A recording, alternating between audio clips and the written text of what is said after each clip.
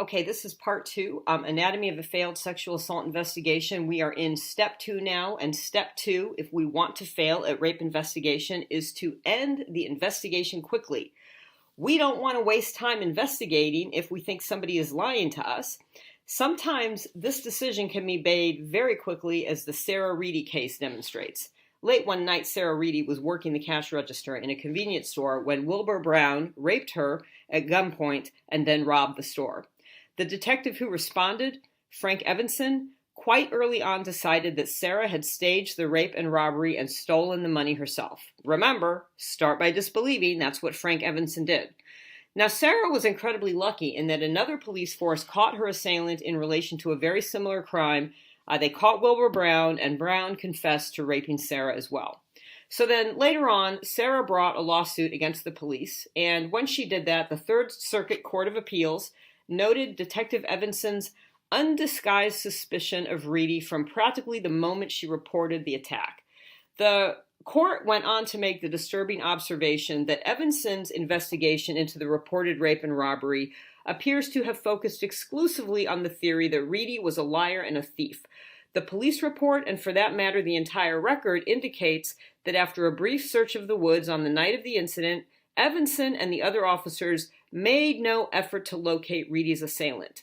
Again, why should we investigate if we think that she's lying? It's like the officers are telling the victim, you need to prove to us that you are telling the truth before we will investigate. And so we can see the link here. Start by disbelieving, step one, often leads to a failure to thoroughly investigate, which in turn leads to a failure to bring perpetrators to justice. So let's redirect here. What's the remedy for a poor investigation or an incomplete investigation? The remedy is to conduct a thorough investigation of every reported sexual assault. Remember that the determination that a report of sexual assault is false should only be made if the evidence obtained in a thorough investigation establishes that no crime was committed or attempted against the complainant.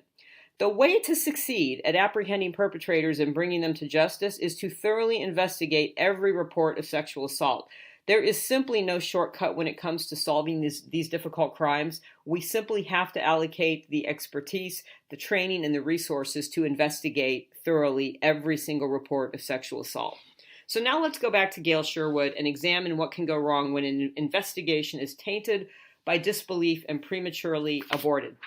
When we left Gail, it was the first day after let me start that over.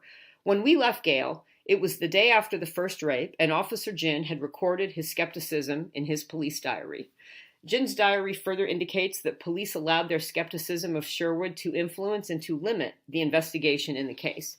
For instance, the day after the first rape was a Saturday, and a question had arisen as to whether the crime scene should be searched by a specialist police search advisor or whether the task should be left to the ordinary detectives who were working that day.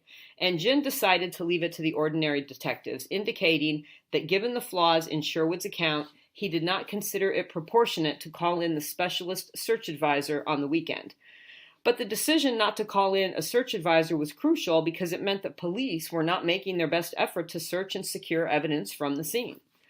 Later that day, when the press expressed interest in publicizing the case, Ginn declined to share details with the press, stating that given the flaws in Sherwood's account, I am keen to downplay the matter so as not to falsely raise fear of crime. But by not releasing a description of the suspect to the general public, the police reduced their chances of apprehending the rapist, and accordingly, police skepticism impeded the investigation into Sherwood's first rape report and might have contributed to her being raped a second time. So to recap so far, the anatomy of a failed rape investigation includes starting by disbelieving and aborting investigations quickly. And that will move us into our third step, relying on confirmation bias. We'll pick it up in the next video.